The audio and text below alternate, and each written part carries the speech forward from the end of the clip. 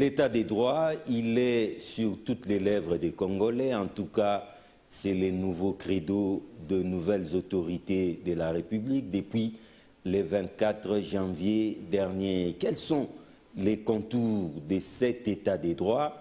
Cet état des droits est-il mis à rude preuve à l'égard du programme d'urgence des 100 jours initié par Félix Tshisekedi Tshilombo? Élément des réponses dans cette nouvelle édition des débats 24. Messieurs et dames, vous nous suivez à partir de Kinshasa, la belle capitale de la République démocratique du Congo. Bienvenue sur ces plateaux, très heureux de retrouver Monsieur Tchik Fataki.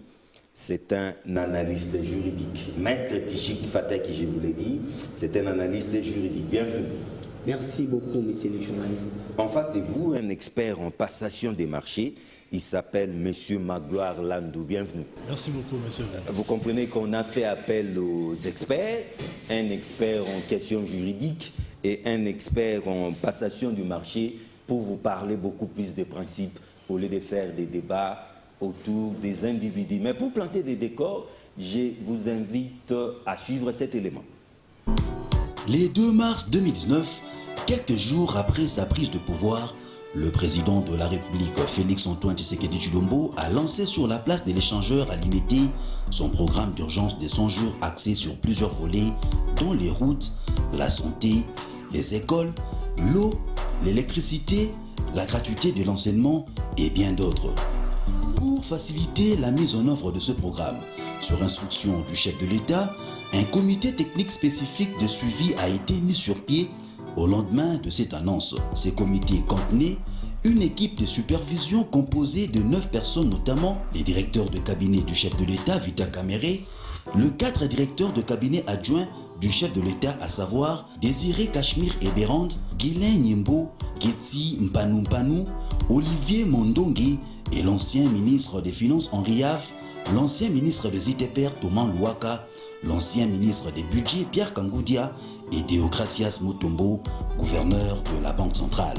Au-delà de cette équipe de supervision, il y avait aussi une équipe de coordination chapeautée par l'ambassadeur itinérant du chef de l'État, Nicolas Kazadi.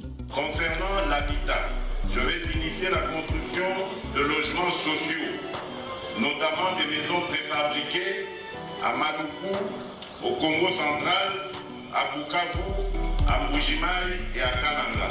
Ce projet d'une importance sociale majeure a été tiré des tiroirs du ministre du Développement rural du gouvernement Tchibala, dont l'initiateur fut le ministre Justin Bitakwira, comme l'indique cette correspondance datant du 27 février 2018, adressée à la Direction générale de contrôle de marchés publics. Magloire Landou, en tout cas, c'était juste pour planter les décors. Dans cette affaire de programme d'urgence, on nous dit déjà, on nous apprend que les règles les plus élémentaires de passation de marchés publics en République démocratique du Congo ont été violées. Vous qui œuvrez dans ces secteurs, vrai ou faux que ces principes ont été volés en éclats? Merci beaucoup, monsieur le journaliste. Pour répondre à votre question, je pense que nous ne sommes pas encore à ce stade-là où nous devons dire qu'il y a eu telle violation ou telle autre. Les règles n'ont pas été violées parce que la plupart de contrats relatifs au programme de 100 jours sont des contrats hérités du gouvernement Bruno Tshibala. Ça, déjà, il faut les noter. Et ils n'appartiendraient pas à l'équipe de 100 jours de venir réguler une procédure de passation de marché. Il y a une autorité quant à ça. Donc cette équipe a tout hérité. L'équipe a hérité de contrats. Selon les informations à ma possession, les contrats ont été hérités. Donc les règles n'ont pas été votre question. Oui. C'est de savoir si l'équipe de 100 jours... En tout cas, ça énerve la loi sur la passation des marchés publics en RDC. La passation de marché. D'abord, ouais, ça s'est fait de gré à gré. Les contrats ont été hérités. S'il y a le contrat de gré à gré relatif dans ces programmes-là... Oui. Là, prenons rien que les volets maisons préfabriquées. Le contrat de gré à gré dans le programme de 100 jours est justifié, est justifiable. Okay? Nous avons un programme de 100 jours. Si vous prenez la passation de marché d'un appel d'offres international. Quand vous faites la phase de préparation, sa passation et son exécution, vous n'avez pas moins de 345 jours comme délai. Ah, c'est toute une année, ça. C'est toute une année, ouais. Et même plus, une année et demie. Et ici, les cas échéants, nous avons un programme dit de 100 jours. Donc nous serons encore dans les 100 premiers jours, nous serons encore en train d'évaluer les offres et même en train de préparer même la phase de passation. Nous n'avons même pas encore terminé la passation. Donc le gré à gré dans le cas échéant est justifié. Surtout que... C'est justifié comment? Surtout que cette... Y avait-il urgence? Je sais, je viens de vous dire. L'urgence, ce n'est pas parce qu'on a collé les noms urgents dans un programme. Qui a collé? Était-il urgent pour que nos militaires aient des bâtisses? Qui a collé ces mots urgents? C'est quand même le chef de l'État. C'est son initiateur. Qui a collé les mots urgents. Donc du coup, il y a urgence. Ok? Il y a urgence. Parce que lui l'a dit. Il y a urgence. Nous sommes en face du garant de la nation. Nous sommes en face du garant de la nation, ok, qui estime que c'est urgent d'avoir des maisons pour les militaires et les policiers. Ici, il faut dire aux gens que le gré à gré est une méthode, une des méthodes de passation de marché. Nous avons quoi comme méthode de passation de marché? Nous avons l'appel d'offres international, nous avons l'appel d'offres national, nous avons l'appel d'offres restreint, ok? Nous avons la consultation de fournisseurs, nous avons le gré à gré. Ce sont tous là des méthodes. Et le gré à gré est utilisé, comme le dit bien la loi d'ailleurs relatif le code relatif au marché public, à son article 42, je crois, si je ne m'abuse, l'alinéa 4. Okay? On parle de moments d'urgence, de moments de cas de force majeure, de moments imprévisibles. Okay? Tous ces moments-là justifient le gré à gré. Et les cas échéants, nous étions dans un programme d'urgence. Le gré à gré est réellement justifiable. Et le gré à gré n'est pas un péché. Non, le gré à gré obéit aussi à certaines normes. Le gré à gré n'est pas un péché. Le gré à gré, le cas échéant, a été accompagné de l'avis de non-objection de la DGCMP, qui est l'organe technique. L'autorité en la matière. L'autorité en la matière, donc c'est-à-dire qui fait le contrôle a priori de la phase de passation de marché. Et cette autorité-là, l'organe technique de l'État, en cette matière, a donné son avis de non-objection. Donc je ne vois plus où est-ce qu'il y aurait débat. Sinon, celui qui a fauché, c'est l'autorité technique et non l'autorité contractante. Okay? Aujourd'hui, il faut vraiment essayer d'enlever dans la tête des gens que si nous avons le camp de pandémie, le camp d'épidémie, le camp de catastrophes naturelles et tout, on ne va pas faire recours. Mais tel n'était pas le cas, cher Magloire Landou. Mais tout ce que j'essaie de dire, je ne vais pas essayer de politiser cela. Tout ce que j'essaie de dire ici... En tout cas, vous êtes des techniciens. Et que je ne vais pas essayer de politiser, c'est que le gré à gré est une méthode de passation de marché comme tout autre. Mais même dans ces cas, il y a quand même une sorte de préséance pour les nationaux. Mais on part donner ces marchés à un sujet libanais. Non, la préférence nationale. Vous parlez de la préférence nationale. Tout à fait. La préférence nationale est une clause. Okay, la préférence nationale est une clause. À ce que je sache, aujourd'hui, nous avons un groupe. Il y avait un groupe parce que le propriétaire de Samibo est lui aussi le propriétaire de Ousmane. Qui n'est pas congolais. Il y a deux contrats. Okay? Oui. Vous avez un groupe de gens qui exécutent déjà bien un contrat parce que les 300 maisons, les informations à ma possession de Kanchachi sont déjà à 80% installées. Okay? Ils ont une certaine expertise. Un marché comme ça, on ne peut que continuer avec les mêmes personnes qui sont déjà en train d'exécuter le même contrat au lieu de recourir à un appel d'offres international, d'ouvrir encore la publicité qui va vous prendre une année et demie jusqu'à la livraison de fournitures. Je rappelle que c'est Magloire Landou, expert en passation des marchés publics. Écoutons maintenant la lecture d'un juriste, un analyste juridique, Maître Tishik Fataki. On a assisté à une série d'arrestations, toujours au sujet de cette affaire, avec beaucoup de passion, beaucoup de tapage. Pensez-vous que dans toute cette série d'arrestations, la procédure pénale ou la procédure juridique et judiciaire a été respectée? Merci beaucoup, monsieur le journaliste. D'entrée de jeu, laissez-moi vous dire qu'il y a eu pas mal de mélanges de procédures dans cette situation, parce que, à suivre ce que mon frère vient de rêver tout à l'heure, on se rend compte que d'abord, on s'est retrouvé dans un contexte contractuel entre, d'une part, l'autorité contractante et d'autre part, le titulaire du marché. Et parce que cela relèverait d'une matière contractuelle, dans un contrat, il y a tous les mécanismes qui sont prévus en cas de l'inexécution d'un contrat, en cas d'une exécution partielle, mais aussi en cas de l'exécution tardive. Et dans un pareil contrat, il y a ce qu'on appelle les cahiers des charges.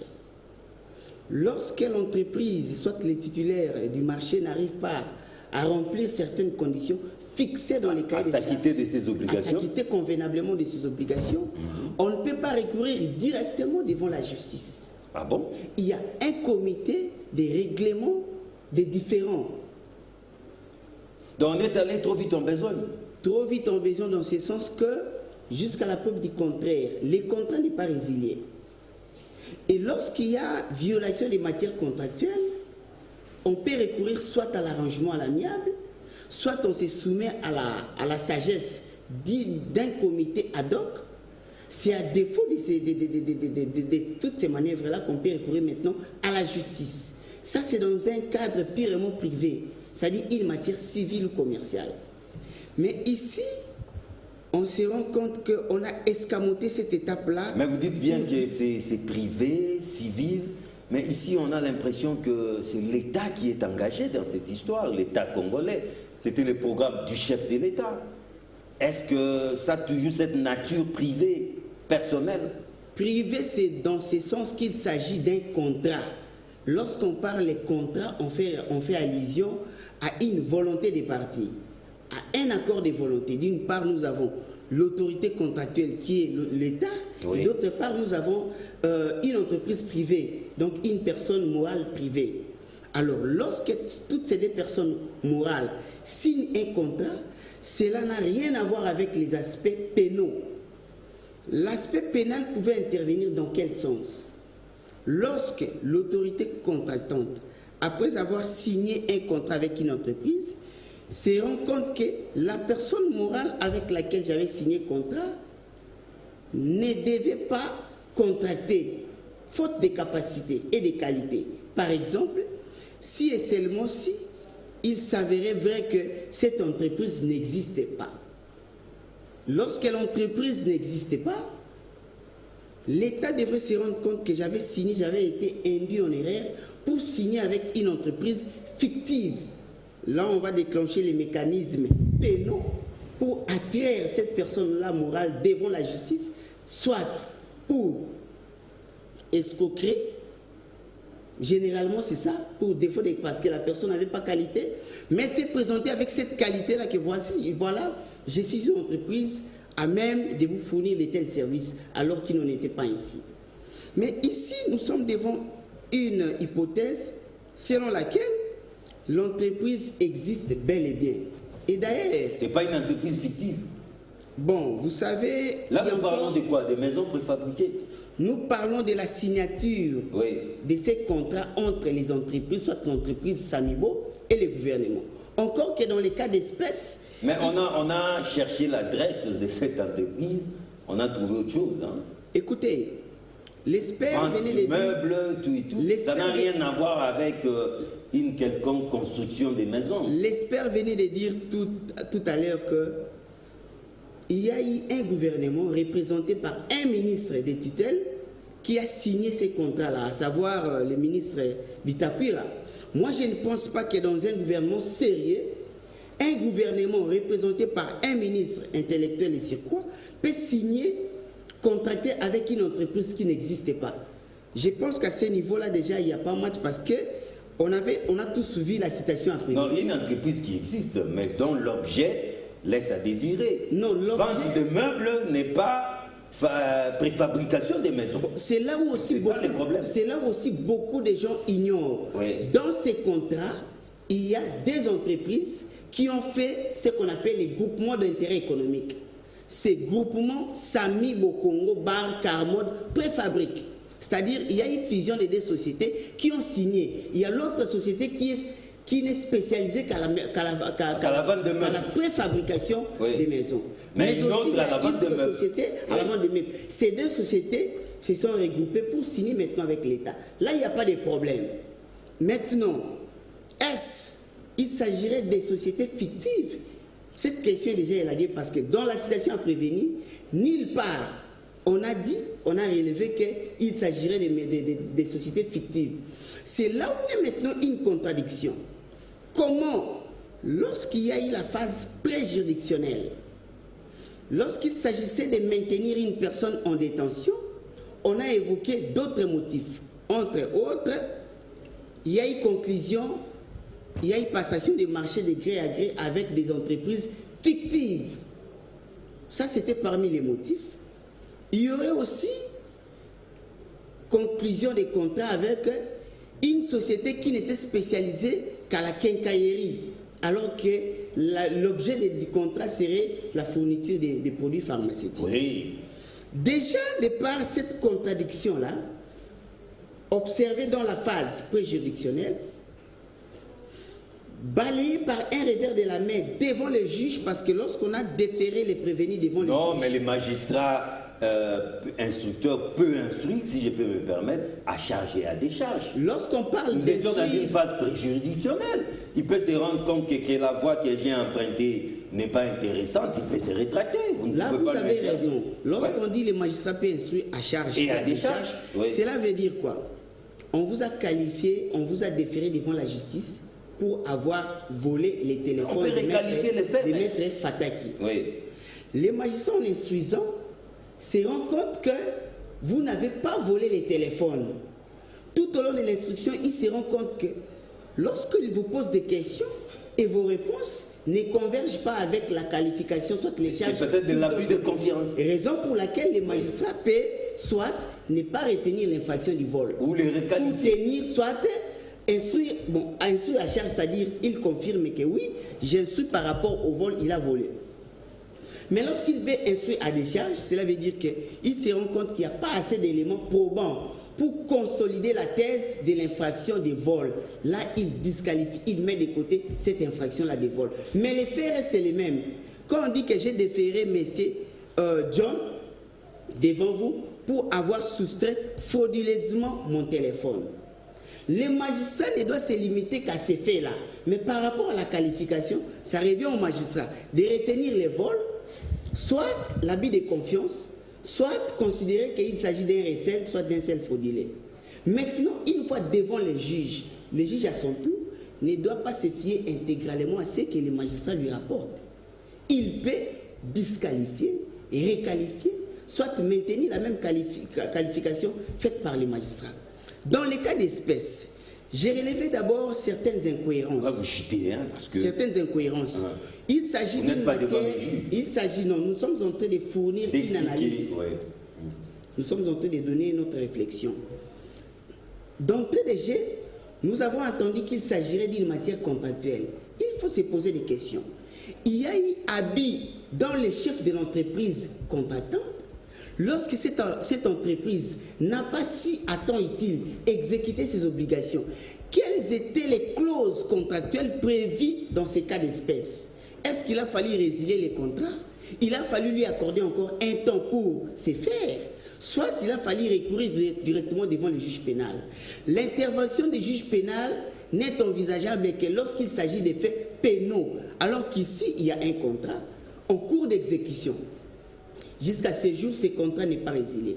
Mais les détournements des deniers publics, ce n'est pas un fait pénal, ça. Voilà. Maintenant, par rapport au détournement, lorsqu'on parle de détournement, dès lors que l'argent quitte le patrimoine de l'État, mis à la disposition d'une entreprise pour l'exécution d'un travail en perspective, en guise du contrat, l'argent cesse d'appartenir à l'État. C'est maintenant dans le patrimoine de cette entreprise. Si cette entreprise ne parvient pas à réaliser ce à quoi l'argent lui a été remis, l'entreprise peut commettre soit pénalement, soit l'abus de confiance, parce que l'argent a été affecté à d'autres finalités. Mais s'il y a eu coulage, chemin faisant, il y a eu coulage. C'est-à-dire l'argent tel qu'est sorti de la caisse de l'État jusqu'à l'exécutant, la somme n'est plus la même. Très bien. Maintenant, lorsque l'argent quitte le patrimoine, la caisse de l'État, à la destination de cette entreprise, il y a coulage, il y a détournement. La première personne victime c'est d'abord l'entreprise contractante qui doit se dire, voilà, j'ai signé avec l'État, voilà que l'État devrait exécuter sa part, c'est-à-dire me remettre soit la compte, et chemin faisant, il y a une personne qui a détourné cet argent. C'est d'abord cette entreprise qui doit aussi se plaindre en qualité de victime. Maintenant, si l'entreprise parvient à dire que non, l'argent qui m'a été destiné, je l'ai réussi. Mais j'ai connu des problèmes peut-être par rapport au retard. Là, il n'y a pas de détournement. Là, l'État pouvait poursuivre cette entreprise en termes de dommages et intérêts pour les retards dans l'exécution. Parce qu'en matière contractuelle, il y a des dommages et intérêts qui sont envisageables en cas de retard dans l'exécution d'un contrat. Ça, c'est bien. Ici, c'est à l'entreprise de dire que voilà, l'argent qui a été mis à ma disposition a été détourné ou pas. Là, Magloire Land aussi, qui est expert en passation des marchés, peut en dire quelque chose. L'entreprise a perçu l'argent.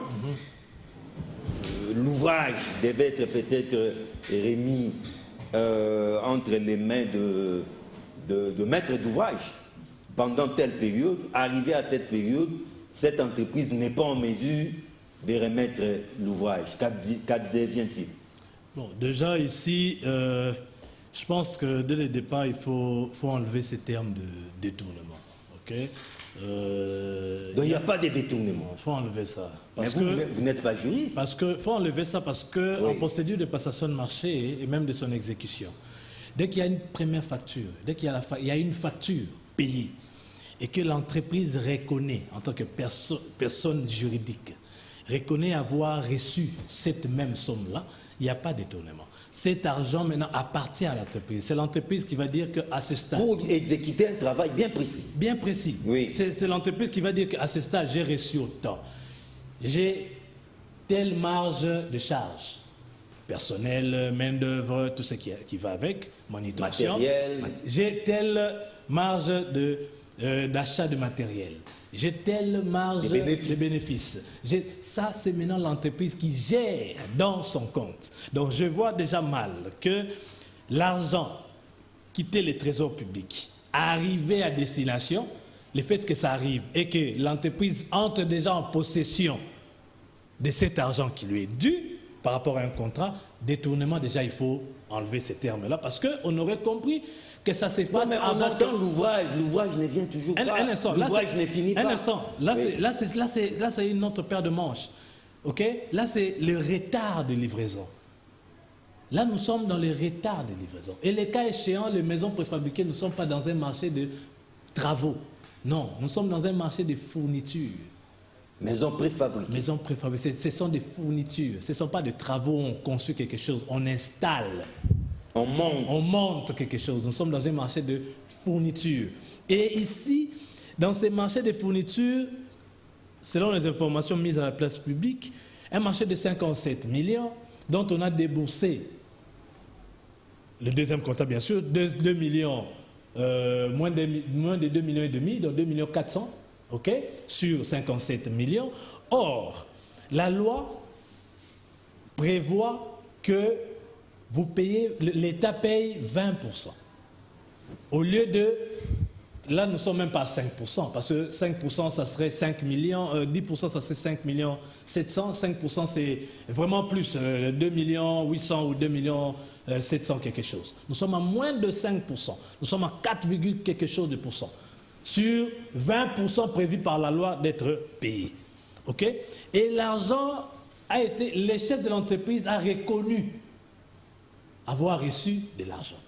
Les infos en notre possession, c'est que à ce stade, il y aurait 167 conteneurs allant vers le Kananga, 67 allant vers Bujimaï, 67 allant vers le Kivu et tant d'autres conteneurs qui se trouvent à Matadi pour la ville de Kinshasa et je crois aussi pour le Congo central.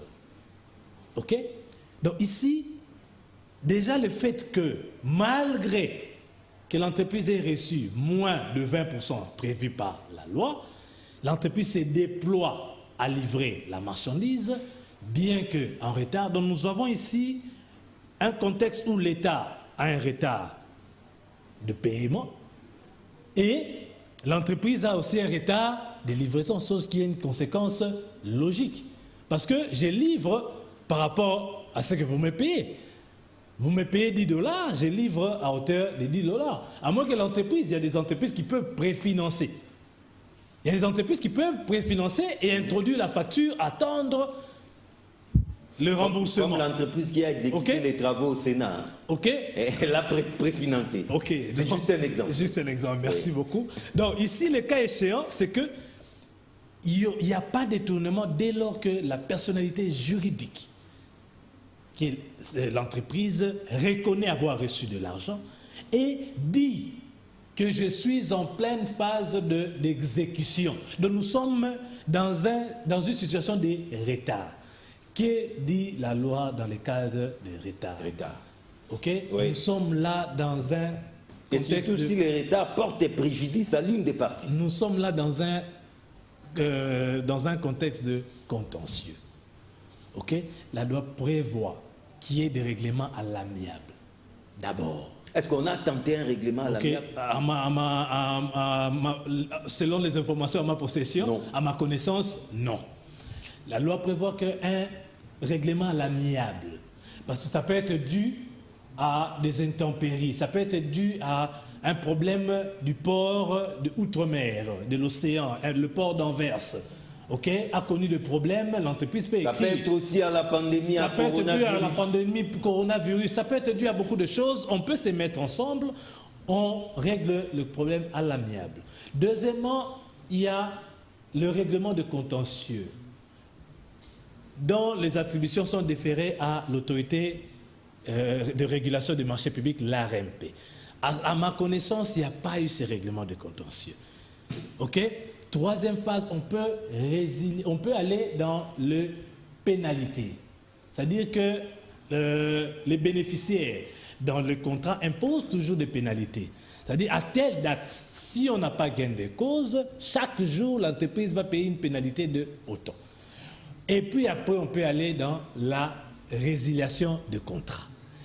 En tout cas, aller devant un juge, c'est vraiment la dernière des mesures dans le contexte des marchés publics. C'est vraiment l'extrême des mesures. Mais est-ce que dans ces cas, il n'y a pas de procédure de flagrance? Amener directement les parties ou l'une des parties s'est présentée directement devant les juges? Il y aurait procédure de flagrance si l'une des parties... Peut-être que c'est Maître qui devait répondre à cette question. Effectivement, Maître va vraiment nous éclairer, mais à ma petite connaissance, quand nous avons ce genre de situation et même de préoccupation. Flagrance serait si l'entreprise bénéficiaire, l'entreprise qui doit être titulaire du marché, s'est plaignie. Directement qu'il y a une somme versée. Donc, il porte l'affaire devant les juges. Il y a une somme versée, ok, et il y a eu de manœuvres bancaires qui se sont effectuées et l'entreprise s'est retrouvée dans une situation piégée.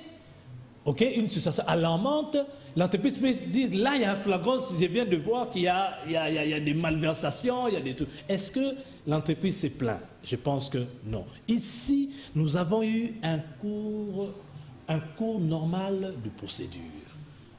Mais qui s'éternisait, qui prenait du temps, une année après.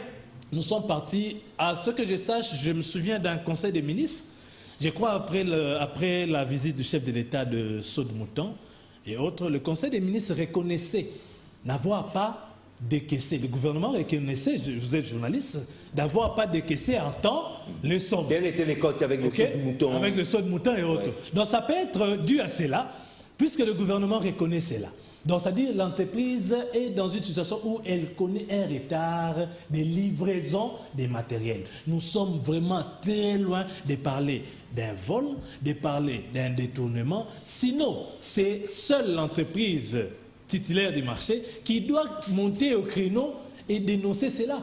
Mais l'État aussi détenteur du fonds, s'il s'estime lésé, il ne peut pas directement porter plainte devant les cours et tribunaux. Là, je pose directement la question à l'analyste juridique. Ok, messieurs les journalistes, John, en droit, il y a un adage qui dit ceci: donner et retenir ne vaut. Donner et retenir ne vaut. C'est-à-dire, vous ne pouvez pas en même temps donner quelque chose... Vouloir une chose et son contraire. Et la retenir au même moment. Dès lors que l'État signe un contrat avec une entreprise, et que dans ce contrat, il a été stipulé la mise à disposition d'une entreprise d'une telle somme. Dès ce moment-là, la somme cesse d'appartenir à l'État. C'est maintenant à l'entreprise de respecter ses obligations contractuelles. Faute de quoi, l'État sera en droit de les poursuivre pour l'inexécution contractuelle. Je rectifie quand même quelque chose que mon frère venait de dire ici. Ici, nous sommes en train de donner nos avis en termes de réflexion sur base de nos connaissances et expertises, sans pour autant vouloir donner la position des juges, c'est aux juges. Alors ici, par rapport à la flagrance, comme vous venez d'évoquer, Oui. la flagrance est une procédure qui est légale. Lorsqu'une infraction vient de se commettre, Oui. c'est à ce moment-là que le juge peut se voir Vient de se être commettre ou référé. peut-être alerté aussi par la clameur publique. Oui, c'est-à-dire Souvenez-vous la de cette commission. histoire des sauts de moutons, de maisons préfabriquées, il y avait une terrible clameur publique. Hein. Bon, ici, il y a une différence. La clameur publique par rapport à la flagrance, c'est lorsqu'une personne vient de commettre une infraction et qu'elle serait en fuite, poursuivie maintenant par la clameur publique. Là, on peut mettre la main sur cette personne-là, sans pour autant être détenteur d'une autorité judiciaire. Toute personne peut arrêter la personne, la déférer maintenant devant une autorité judiciaire. Ici, nous sommes dans une matière contractuelle. Dans une matière contractuelle, la notion de flagrance ne doit pas être démise. La notion de flagrance pourrait être démise, comme venait de dire mon frère d'en face, que lorsque dans les contrats, il a été prévu la domiciliation bancaire, c'est-à-dire on avait prévu déjà les comptes bancaires d'où la somme devrait être logée. Et lorsque les détenteurs de ces comptes pouvaient se rendre compte que voilà, on m'a viré la somme, il y a une tierce personne qui vient de falsifier mon compte, voilà, cette personne est identifiable, cette entreprise devait maintenant alerter. C'est à ce moment-là qu'il y aurait flagrance, c'est-à-dire il y a eu piratage. On a falsifié un compte dans lequel l'argent mis à la disposition de l'entreprise a été logé. C'est à ce moment-là qu'on parlait de flagrance. Mais dire qu'il y aurait flagrance dans le cadre de l'inexécution contractuelle, c'est quand même quelque chose qui nous paraît... Du retard dans l'exécution. Les retards dans l'exécution est prévu. Il y a des sanctions. Il y a une marge. Il y a les articles 67 et 68 dans la loi portant passation des marchés, la loi relative aux passations des marchés publics. Mais aussi dans le manuel de la procédure de passation des marchés, il y a une gamme de dispositions, notamment les articles 180 et 181 et suivants, qui disposent que lorsqu'il y a retard dans l'exécution du contrat, l'entreprise peut se voir les contrats être résiliés après une mise en demeure adressée par l'autorité contractante. C'est-à-dire, l'État ne peut pas se réveiller d'un beau matin et dire que non, voilà, je me suis rendu compte que telle entreprise n'a pas exécuté ses obligations contractuelles, gérons. Non, il y a une procédure à suivre. Il faut d'abord, soit mettre cette entreprise en demeure de 30 jours, soit déclencher une procédure ad hoc devant les comités spécialisés pour pouvoir trancher ces litiges, soit encore ajourner les contrats, soit encore entrevoir la possibilité de l'exécution de ces contrats par une autre entreprise similaire. Ce qui ne serait pas le cas dans les cas sous examen. C'est-à-dire, lorsqu'on parle de l'état des droits, on doit se laisser être guidé qu'à la seule volonté des textes juridiques. Ce sont les textes juridiques qui doivent guider les comportements des uns et des autres. L'État, dans un contrat, c'est une partie au contrat. Et par rapport au contrat, il y a une disposition qui dit les conventions légalement signées entre parties tiennent lieu des lois entre ceux qui les ont faites. De bonne foi. De bonne foi. Oui. Mais ici, de bonne foi. De bonne foi. Ici, lorsque l'une des parties de bonne foi lui reconnu, ne parvient pas à s'exécuter, on peut lui forcer maintenant pour exécuter son contrat. Dans les cas présents, on n'a pas vu quels sont les mécanismes qui ont été mis en marche pour pouvoir inciter l'entreprise contractante à pouvoir exécuter ses obligations. Mais on s'est rendu compte qu'il y a eu déclenchement d'une action judiciaire, encore qu'heureusement, devant le juge, nulle part on a dit qu'on a déféré telle entreprise parce qu'elle a failli à ses missions. On a dit plutôt l'entreprise a été déférée devant la justice pour cause de détournement. C'est là où tout juriste doit se poser maintenant des questions. Là, vous voulez parler de M. Jamal? Je pense Parce que c'est lui qui serait s'agit. détenu, oui. Non, ici, il ne faut pas individualiser. On Tout à parle fait. d'abord de l'entreprise. Oui. Nous avons affaire à un Non, pour groupement. faire comprendre un peu nos téléspectateurs, Pour parce faire que comprendre des fois, aux ils se perdent un peu. Hein. Ok. Ouais. Monsieur Jamal, c'est lui-là qui serait les représentants des sociétés, des groupements d'entreprises. Il n'y a pas que Samibo et Sarel. Il y a Samibo. Des groupements des entreprises Groupements où on ne retrouve aucune entreprise congolaise. Non, il y a, Ça aussi, il y a, il faut donner il y a- ces détails. ouais, il y a l'entreprise Samibo qui vit ici, Samibo et Sarel qui est ici, avec une autre entreprise turquoise, je pense, c'est cette entreprise-là, Carnois de Bar, préfabrique et consort. Alors, dans ce contrat-là, est-ce qu'il y a eu commission d'infraction, il y aurait commission d'infraction de détournement? Je vous ai évoqué les principes, soit l'adage de donner et retenir niveau. Dans un contrat, l'autre partie a sollicité les services de l'autre partie contractante. En contrepartie de ces services-là, il y a eu un encompte, soit il y a eu mise à sa disposition d'un fonds. Dès lors que l'argent quitte le patrimoine de l'État pour être affecté à la disposition de cette entreprise, devant cette entreprise-là, il y a une seule attente. On attend quoi? L'exécution parfaite de ses obligations. Lorsque l'entreprise n'exécute pas ses obligations, on ne parlerait pas de détournement. Et on parle de On parlerait de l'inexécution de ces engagements. Conséquence, il y a des dommages et intérêts par rapport à l'inexécution. S'il y a une exécution mais avec retard, il y aurait dommages et intérêts moratoires. C'est-à-dire il y a eu bien entendu exécution mais avec Mais retard. ici, c'est tout de même l'État qui est victime. L'État n'est pas victime parce que jusqu'à la preuve du contraire, les contrats continuent à produire ses effets parce qu'il n'est pas résilié. J'ai entendu dire ici que, j'ai entendu parler l'expert ici qu'il y aurait l'exécution partielle, il y aurait l'exécution à 80%. Comment, alors que l'entreprise clame l'exécution du contrat, parler encore du détournement? Il y a un principe encore en droit qui parle de la cristallisation de l'infraction. Oui. C'est-à-dire, lorsque l'infraction a été commise, On prend une sorte de photo. Hein. on ne peut pas dire que non, voilà, il y a eu, parce que la personne qui a volé les téléphones est venue ultérieurement pour remettre les téléphones, ces faits-là effaceraient l'infraction. Non. Dans ces cas précis, l'entreprise a reçu les fonds et clame qu'elle aurait affecté même ces fonds-là pour la commande. Est-ce l'entreprise s'était-elle plainte? On a suivi l'entreprise se plaindre aussi que c'est l'État qui les défait de l'argent. Voilà, c'est maintenant là où ça pose des problèmes. C'est-à-dire, l'entreprise... L'État lui défait de l'argent. Si cela s'avérerait vrai, l'entreprise pourra être dans le droit d'atteindre l'État pour dénonciation calomnieuse, mais aussi pour être dédommagée conséquemment. Pourquoi? Parce qu'il suffit seulement que l'entreprise dispose des preuves de l'exécution de son contrat, mais aussi que lorsque les fonds ont été mis à sa disposition, en aucun moment il y a eu piratage de son compte, en aucun moment il y a eu intrusion d'une tierce personne pour pouvoir soustraire ces fonds-là dans son compte. Si l'entreprise parviendrait à produire les preuves que voilà, depuis que j'ai signé le contrat, il est clair et évident que j'ai perçu les fonds, j'ai passé aussi commande. À ce moment-là, il y aurait des problèmes sérieux.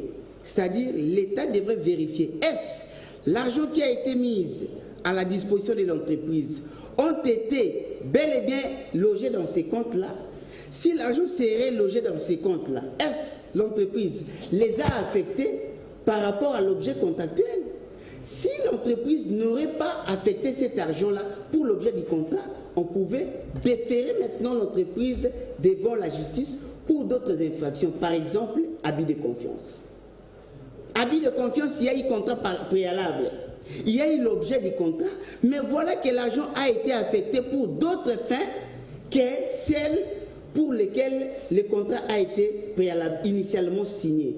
Donc, dans cette hypothèse, nous sommes devant une situation qui va susciter d'autres questions de droit pertinentes que celle-ci. Tout à fait. Magloire Landou, mais s'il n'y a pas eu de détournement, vous tous ici, vous soutenez qu'il n'y a pas de détournement. Comment expliquer que... Il y aurait, nous parlons conditionnel parce que nous ne sommes pas des... Certaines personnes qui entourent les protagonistes dans cette affaire se sont quand même miraculeusement enrichis. Comment vous allez l'expliquer s'il n'y a pas eu de détournement? Non, non. Il y en a même qui étaient en fuite, on ne sait pour quelle raison, on les a retrouvés. S'ils ne se reprochaient de rien, pourquoi fuir? Non. Peut-être des cas de rétrocommission. Les termes est peut-être mal choisis. Oui. Okay, les termes est peut-être mal choisis. Nous parlons de détournement. À moins que vous me donnez un autre terme. Si vous avez un autre terme, vous pouvez nous le prêter. Et ça reste encore de matière. Peut-être rétrocommission. Rétrocommission. Mais tout ça, c'est bien bon dans un marché. Oui. On parle toujours de ça dans un marché. Okay, mais il faut le prouver. Dans un marché, j'en suis là depuis pratiquement 10 ans. On parle toujours de ça. Mais comment expliquer l'enrichissement brusque de certaines personnes? On ne peut pas arriver à passer. Non, ça c'est un domaine purement, je peux même dire, politique. Parce qu'apparemment, on parle toujours d'enrichissement des gens quand un régime vient. Miraculeusement. Et tout. Donc ça c'est vraiment un domaine purement politique. Mais sur le plan technique ici, okay, on ne peut pas, nous sommes vraiment dans les détournements, on ne peut même pas enclencher ces débats-là sur les détournements. Ce sont des méthodes, ce qui se passe aujourd'hui, ça commence même à énerver. L'officier les magistrats parlent aussi de l'enrichissement illicite, j'allais oublier. Ok, ça peut-être que Maître peut nous donner beaucoup plus d'éléments, mais ça commence même à énerver les métiers que nous sommes en train de faire. La passation de marché, c'est quelque chose de très noble. On ne peut pas venir d'un jour au lendemain dire des choses sur ces métiers. Vous parlez ici, vous avez vraiment épinglé quelque chose qui attire mon attention. Quand vous parlez de la préférence nationale, où on ne retrouve pas les entreprises du Congo. Okay, nous sommes Maître dans un parle contexte... d'un groupement d'entreprises, mais dans ces regroupements, aucune entreprise nationale. Nous sommes dans un contexte... C'est tout de même curieux, non? Nous sommes dans un contexte où c'est un contrat trouvé. Okay? Un contrat trouvé où vous avez un ministre honoraire qui a signé tout du début jusqu'à la fin, jusqu'à l'avenant même du contrat. Okay? Et lui-même dit que l'entreprise lui a été recommandée par les premiers ministres. Okay? Donc ce n'est pas l'équipe de 100 jours qui est venue imposer aux Congolais ces entreprises. Parce que le contrat, c'est un contrat de 2018. Le contrat, c'est un contrat de 2018 où l'entreprise a été recommandée par les premiers ministres. Qu'est-ce qu'on veut dire par la préférence nationale? Il faut avoir aussi... La préférence nationale est appliquée quand il y a un champ de publicité ouvert. C'est-à-dire qu'on a lancé un appel d'offres. Mais c'est ça le problème, on devait lancer l'appel d'offres. Ici, nous étions dans les gré à gré. Pourquoi on ne l'a pas fait? Là, il faut maintenant poser la question au gouvernement précédent, c'est-à-dire le ministre Justin Bitakwira. Okay, c'est lui, c'est à lui qu'il faut incomber la responsabilité du choix de méthode de passation de marché. Je répète ici, ça n'a pas été le rôle du programme de l'équipe de 100 jours de venir résilier le contrat. Vous comprenez? Non, ça ce n'est pas le rôle. Non, peut-être pas résilier, mais pourquoi hériter d'un tel contrat? Nous sommes dans la continuité de l'État. Maintenant, vous voulez dire que... Nous sommes dans la continuité de l'État. Nous sommes dans la continuité de l'État. Vous pensez vraiment que du jour... tout ce que nous vivons ici, c'est le fruit du régime Tshisekedi? Le régime actuel paie aussi les pots cassés du régime Kabila. On est d'accord, nous sommes dans la continuité de l'État. On ne se réveille pas, comme Maître l'a dit, on ne se réveille pas du jour au lendemain, on vient, on résilie un contrat d'autant d'argent. Ok, donc nous ne sommes pas dans ça. Non, d'ailleurs, le gouvernement Tchiba l'avait, comment dire, stoppé avec tous ces contrats. Pas du tout, il y a même des lettres du Premier ministre qui demandaient d'ailleurs le paiement de ces sommes-là. Ici, il faut tenir compte de la capacité financière aussi, de la capacité technique. La préférence nationale rime avec ces éléments-là. Avions-nous des entreprises congolaises qui ont réellement de capacités techniques à l'envergure de ces entreprises qui, selon les témoignages... libanaises, cette entreprise, selon les témoignages... Non, je parle de cette entreprise-là, qui, selon les témoignages, a construit, a livré au Sénégal et dans beaucoup d'autres pays. Si vous entrez même L'entreprise a déjà fait ses preuves. Beaucoup. Ailleurs. Beaucoup, effectivement, je me suis vraiment très bien renseigné. Au Cameroun, au Sénégal, dans beaucoup d'autres pays. Et là, il n'y a pas eu de problème. Okay? Donc, il faut avoir une capacité financière, il faut avoir une capacité technique pour que nous imposons une préférence nationale.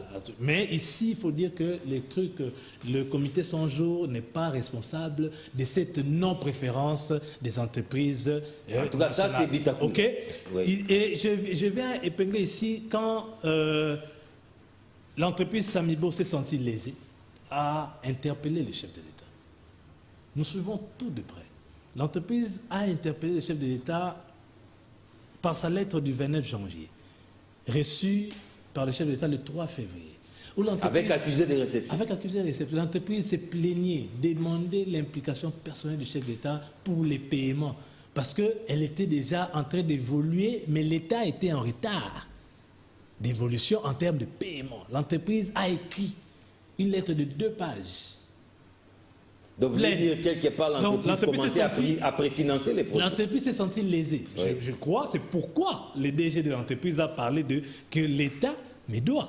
J'ose croire, après mes analyses. Ça, je n'ai pas... D'après mes analyses, quand j'ai lu cette lettre-là...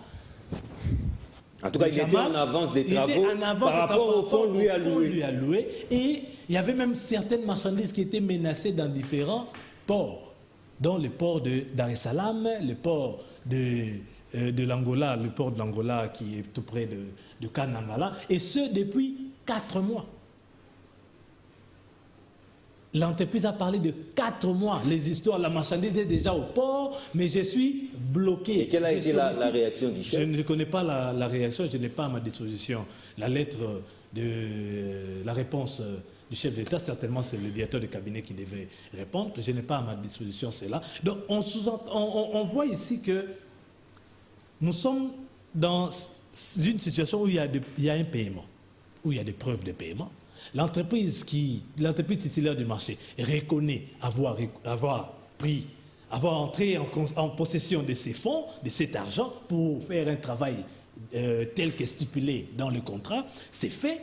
Ici, l'entreprise est allée plus loin, à préfinancer les travaux, à préfinancer l'achat et même l'exécution du contrat. L'État était encore très loin derrière de remplir sa part de contrat, sa part de responsabilité. Mais au finish, nous avons ici l'entreprise, le DG de l'entreprise est à Makala,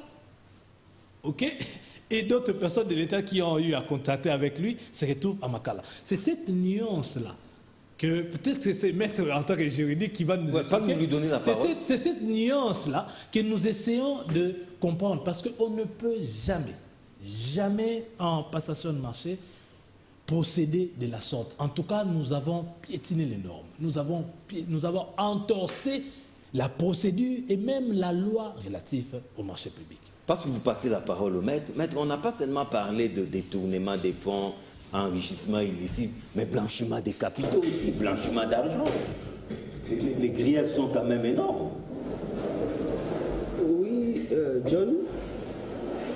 Sans pour autant entrer dans les cadres intrinsèques de cette affaire, mais j'aimerais quand même profiter de votre caméra et votre micro pour éclairer quand même l'opinion qui nous suit maintenant, s'agissant de cette infraction de blanchiment. L'infraction de blanchiment d'argent, c'est une infraction qui se constate, mais pas directement par un magistrat, pas directement par l'officier du ministère public. Lorsqu'une institution bancaire, une banque, se rend compte qu'il y a des mouvements suspects en termes de dépôt ou de retrait d'une somme plus ou moins supérieure à 10 000 $, avec des intervalles récurrents, cette banque doit faire ce qu'on appelle la déclaration des soupçons. Auprès de qui? La déclaration des soupçons doit se faire auprès du cellule des renseignements financiers. qui existe même chez nous ici. C'est une cellule qui est spécialisée d'enquêter sur la provenance des différentes sommes qui sont plus ou moins importantes et déposées dans des banques. Parce que cela a pour conséquence de prévenir les financements du terrorisme et d'autres infractions qui sont commises mais qui échappent à la vigilance des magistrats, par exemple la corruption et les détournements. Maintenant, lorsqu'une banque saisit, soit fait une déclaration de soupçon auprès de la cellule des renseignements financiers, cette cellule à son tour va devoir enquêter pour finalement saisir les magistrats. Les magistrats à son tour, qu'est-ce qu'il va faire? Il va saisir les juges par une requête, lui demandant de pouvoir mener les enquêtes sur la personne, soit l'individu, qui est soupçonné de pouvoir une longue procédure. Ça ne se déclare pas. Non. À ce moment-là, on peut placer sous écoute téléphonique les propriétaires des fonds déposés à la banque, les titulaires des comptes. On peut commencer à surveiller tous ces mouvements, les mouvements de son compte. On peut enquêter sur l'endroit là où il travaille, ce qu'il perçoit en termes de revenus. Et ce n'est qu'après, le juge saisi doit prendre une ordonnance pour demander à ce qu'on puisse geler soit les comptes, geler provisoirement les comptes de cette personne-là, mettre sous écoute ses appels téléphoniques et consorts. Et lorsque les magistrats, à l'issue de ces enquêtes, se rendent compte que voilà, la personne qui a été objet de nos enquêtes aurait détourné, là on va poursuivre maintenant la personne d'abord pour l'infraction principale des détournements, mais aussi pour l'infraction des blanchiments des capitaux. Parce que l'argent a une provenance délictueuse ou infractionnelle, entre autres la corruption ou bien les détournements. Alors, lorsque dans un dossier on remarque qu'une personne soit poursuivie pour l'infraction des blanchiments des capitaux, soit d'argent, on doit se poser des questions. Est-ce qu'il y a eu respect de cette procédure? Il y a eu déclaration de soupçons par une banque. Ne perdez pas de vue que... Oui, mais il faudra poser cette question au magistrat instructeur. Qui c'est? Là, nous sommes en train de partager la procédure.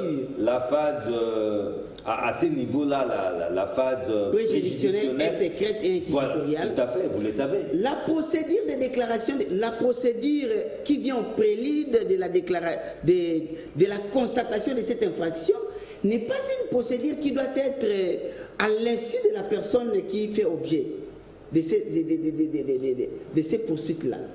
Lorsque la personne se voit que non, je n'ai pas accès à mon compte, on a gelé mon compte, la personne certainement doit se poser des questions. Qu'est-ce qui ne va pas? Parce que la personne sera même invitée par la cellule des renseignements financiers. Il doit être entendu, auditionné.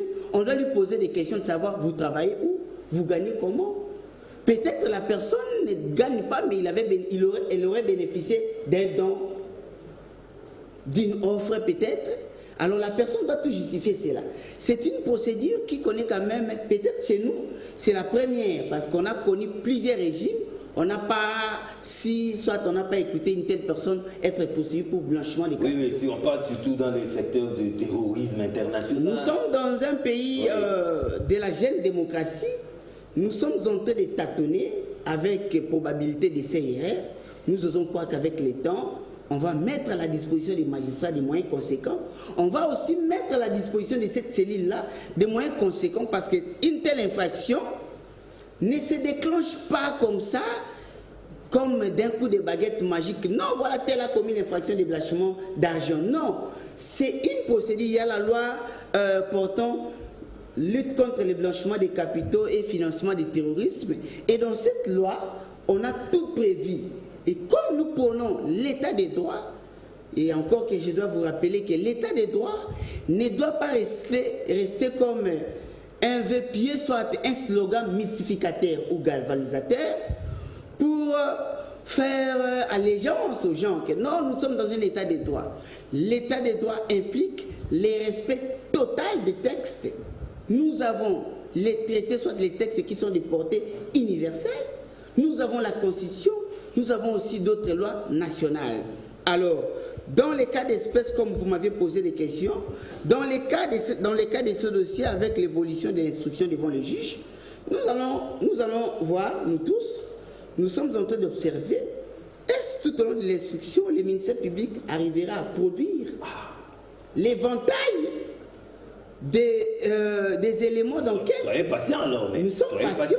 Nous ne pouvons pas porter un jugement hâtif. Alors, Magloire Landou, expert en passation des marchés publics, en tout cas parler de cette affaire, ça peut nous prendre des heures et des heures, mais les médias, c'est aussi des temps. Là, je vous donne la parole vraiment pour atterrir. Qu'est-ce que vous pouvez dire en guise de conclusion? Oui, tout ce que nous pouvons dire en guise de conclusion ici, c'est de respecter les textes. Respectons le texte et que l'état de droit ne nous amène pas à avoir l'état de droit de cobayes, des cobayes d'état de droit. Non, faisons les choses dans les règles.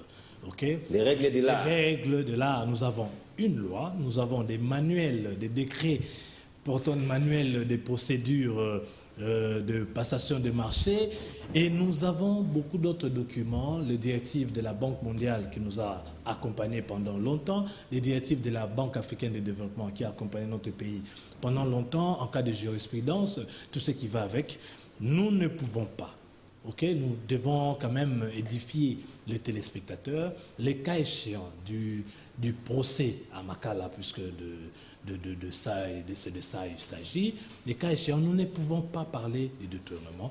En tout cas, c'est un terme non approprié, encore moins de vol, parce que nous avons dans notre pays une chaîne de dépenses qui paye un marché sur base... Mais même cette chaîne de dépenses, parlons-en, les directeurs des cabinets avaient exigé que ça se paye en urgence, alors que les règles, d'après les principes des finances publiques, n'étaient pas remplies. Non, pas du tout. Mais ça a été payé en procédure d'urgence. Non, le paiement en procédure d'urgence ne viole pas forcément la règle. Qui vous a dit ça? Il y a des paiements de procédure d'urgence qui sont normaux. Mais il y a des normes à respecter. Effectivement. Il y a des préalables. Effectivement, mais néanmoins, la chaîne de dépenses garde toujours les documents. Même s'il y a procédure d'urgence, ça sera régulé après l'urgence. Okay? Ça a toujours été le cas. Il y a plusieurs paiements d'urgence. Ne faisons pas de celui-ci un crime dans notre pays. Ça, ce n'est pas être honnête. Il y a une chaîne de dépenses qui approuve les paiements d'un marché public sur base des avis de non-objection de la DGCMP. Et chose qui a été le cas. Il y a eu tous les avis de non-objection dans ces contrats dits du programme de 100 jours, et la chaîne de dépenses, la Banque centrale a payé. Donc, et le vol et les détournements ne sont pas des termes appropriés pour les cas échéants. Il faut vraiment parler d'autre chose, à moins qu'il y ait d'autres dossiers que le ministère public cache à la République, à nous, citoyens congolais. Mais si ce n'est que cela dont nous avons entendu dans la citation, a prévenu, nous avons entendu dans les médias, en tout cas, que le peuple soit calme. Jusqu'à aujourd'hui, nous n'avons pas ce cas-là dans les chefs des accusés qui sont à Makala. Merci beaucoup, Magloire Landou, expert en passation des marchés publics. Maître Tichik Fataki, peut-être pour terminer avec vous, le 25, c'est dans quelques jours, c'est les prochains rendez-vous dans cette affaire, mais il faudra signaler que l'un des fugitifs dans cette saga judiciaire a été retrouvé dans les mailles de la justice. Doit-on s'attendre peut-être à des révélations qui pourront faire avancer la justice? Quelqu'un qui manquait? Oui, certainement, qui était en fuite. Qui a été cité dans la citation prévue? Ok, bon. Là, j'aimerais vous répondre ceci, Monsieur John. Dans une phase préjuridictionnelle devant les magistrats, toute personne impliquée pendant ces moments-là d'enquête,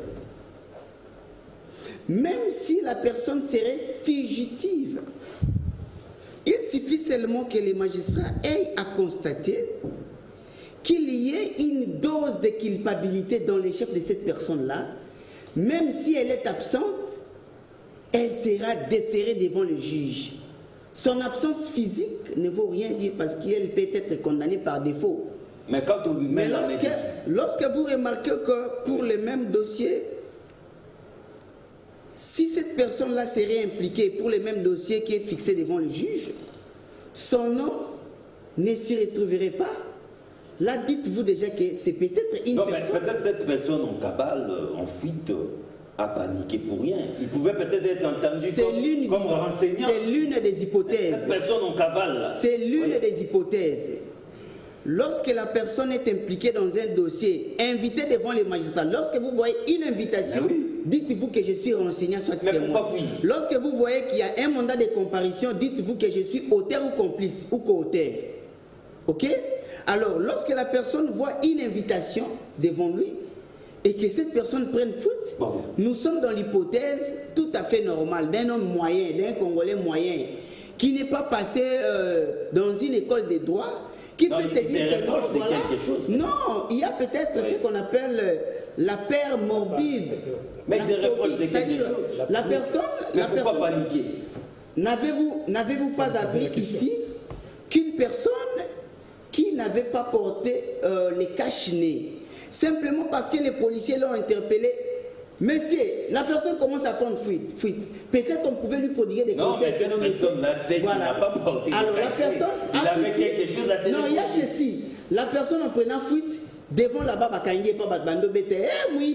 non, je ne suis pas voleur, je n'ai pas porté mon cache-nez, raison pour laquelle on me poursuit. Ce n'est qu'après qu'on va se rendre compte que non, la personne avait pris fuite pour rien. Dans les cas d'espèce, c'est tout à fait normal. Lorsque cette personne-là, qui serait neveu de l'un des accusés, c'est tout à fait normal qu'elle se dise que non, on a arrêté mon oncle sur base d'une invitation. Peut-être, dans notre pays, il suffit seulement qu'on vous envoie une invitation. Quand on n'a pas sa conscience chargée, on ne s'inquiète de rien. Non, nous sommes dans un contexte très périlleux. On n'a rien à se reprocher. Il y a ceci. Vous êtes clean, nickel, vous vous pointez devant la justice. En dépit de tout cela, la personne qui avait pris fuite, maintenant est retrouvée. Devons-nous conclure que, parce qu'elle avait pris fuite, la présomption de l'innocence cesse d'être appliquée? C'est une personne qui serait automatiquement impliquée dans ces dossiers. Encore que l'organe poursuivant lui-même ne l'a pas impliqué dans la citation à prévenir. Vous voyez? Et j'ai même appris que cette personne-là qui serait fugitive serait poursuivie pour trafic d'influence et une autre infraction. Enrichissement illicite. Bon, à mon entendement, parce que j'ai échangé avec un avocat, l'enrichissement illicite ne serait pas là. L'enrichissement illicite aussi, c'est encore une autre infraction qu'il faille encore analyser avec vous. Malheureusement, on a pris beaucoup de temps.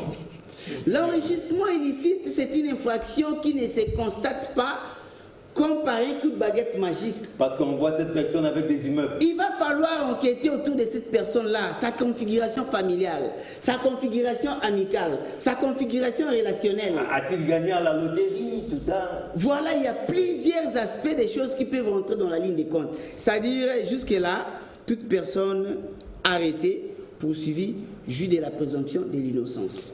Dans un état de droit, nous avons pas seulement la Constitution, il y a aussi d'autres textes à caractère universel. Là, je cite la Déclaration universelle. On doit les rendez-vous pour les 25.